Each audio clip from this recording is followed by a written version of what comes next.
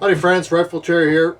I wanted to clear up a small gripe that a bunch of us have been engaging in on in some of my channel forums, some of my videos. Dialogue's been actually going on for years, and it's got to do with obsolescence, and it's a little bit of a gun gripe of mine. Actually, it's kind of a gripe of mine, period, because maybe I have a different term for obsolescent.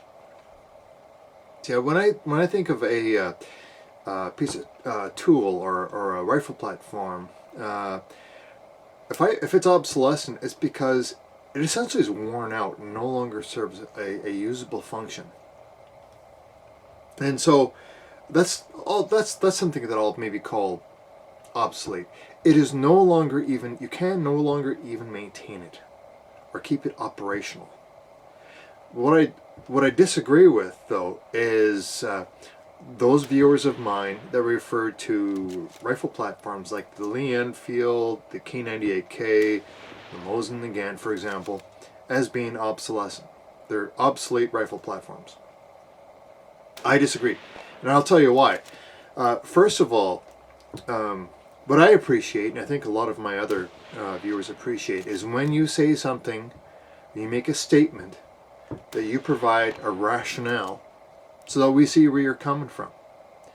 And this has happened quite a bit on the Lee Enfield, the best battlefield, the best bolt-action battle rifle ever conceived. And people will just comment, K98's better, or the Mosin Nagant's better, or the Carcano's better. If you have that opinion, provide your rationale. And now we can have an intelligent debate or an intelligent exchange of information. Okay, just rationales, good thing. Gun gripe. So the Lee Enfield, the Model 98, the Mosin Nagant, so on. Outdated, antiquated, junk, obsolete, antique, old-fashioned, retro. That's all. Okay, so that's the argument, right? This is a piece of junk. It's outdated, it's obsolete. But modern rifles are good. For example, Remington 700, the Savage Axis. These are all modern rifles. Remington 700, not so much. That's been around since the early 1960s. But today's modern manufacturing processes, that's what I'm referring to when I refer to these rifles. Sure, some models are fairly new. The Thompson Center's got a bunch of new rifles out there. They're new. These are new rifles. Okay, they're all good. But these older rifles, obsolete. I prefer not to think of them in that kind of way. These two themes that you're referring to. I prefer to look at a rifle as either being functional, operational, workable, rugged, reliable, tough, those kinds of things. That's what really ultimately in the end situation, and the final result, that really is ultimately what's important, isn't it? They're functional, they're operational, they're reliable. Doesn't matter if it's old or not. And in many ways, I think it can be argued that yesterday's rifles are far superior in many respects than almost anything that is available today on the modern market that is brand new. And that is debatable and argumentative. I think a lot of you are with me on that. But we'll go into it. We'll go into it in a little bit of detail. I don't want this to be a long video. But ultimately, when you're able to put rounds downrange or on target in an effective, precise manner, that's what's important, isn't it? So I don't want to see any more arguments that old is crap. I'm going to use an example, okay? Let's look at the chainsaw.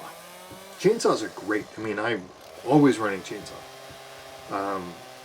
That's how we heat our home, is with wood. So you got to have a chainsaw. But let's say you run out of gas. What are you going to do? Well, you're probably going to use an axe or a Swede saw, something like this. The old-fashioned handy Swede saw. It's always good to have one of these in the dry box in the back of the truck. But no, you can't use that. Why not? Why not? It's obsolete. Really? It's not obsolete for chainsaws broken, or you ran out of gas, or mix, or bar oil. You can't run your chainsaw for whatever reason. You either go home or you keep working. Why would you say, oh geez, no, we can't work anymore. Chainsaw's broken. Those other tools, they're obsolete. Right? So there's a comparison of where I'm coming from for you. I mean, some of the best rifles in the world have been modeled after these older rifle platforms. I mean, the Model 98 Mauser was kind of the brainchild for the Winchester Model 70, the 1903 Springfield. To some respects, maybe even the Remington Model 700 is a grandchild of the Model 98 Mauser. Fabulous rifle platform. Incredible. In fact, it's still one of my main hunting rifles. Is a CZ 550 and 30-06. I love it. It's a great rifle. Sure, it's a bit heavy. It's wood and steel. I love that rifle. Again, and so I'm not brand myopic. I'm not on the spectrum on the time scale of things. I am not, myopic so far if it's old or new. The Tikka T3 is one of my favorite rifles. This is one of the most accurate rifles I've ever owned. But at the same time, I'll pick up a Remington 700 SPS off the shelf, and hey guys, this is a piece of crap now. I'm sorry, Remington, your quality standards are just tanked.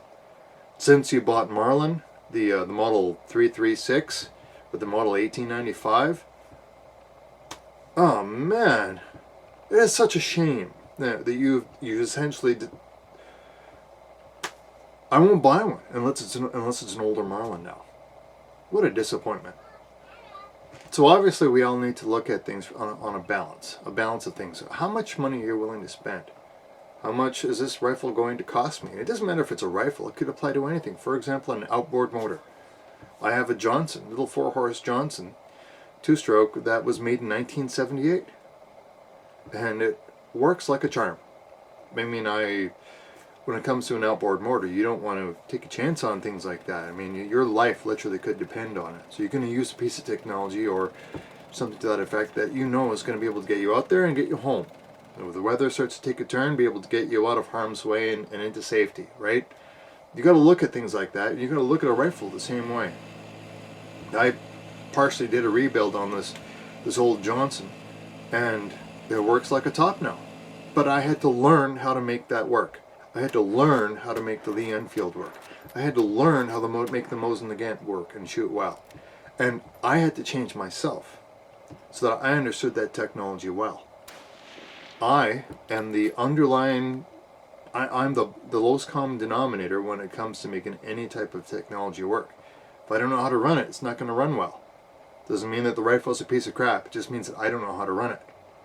I think a lot of the technology that we're using today is trying to take the lowest common denominator out of the factor, you. And as a result, I think we're trying to overachieve something here. And you got to put yourself back into the formula, because ultimately it's the operator that makes it work or doesn't work. It's you. You're the problem. Excuse me, I got bronchitis. I'm the problem, you're the problem, we're all the problem. The operator needs to be skilled, okay? Don't rely on the technology to do it. Rely on yourself to be able to fix it or make it work better. That's it. Rant over, folks. Rifle chair out. Hope you're doing well, and as always, Maple Leaf up.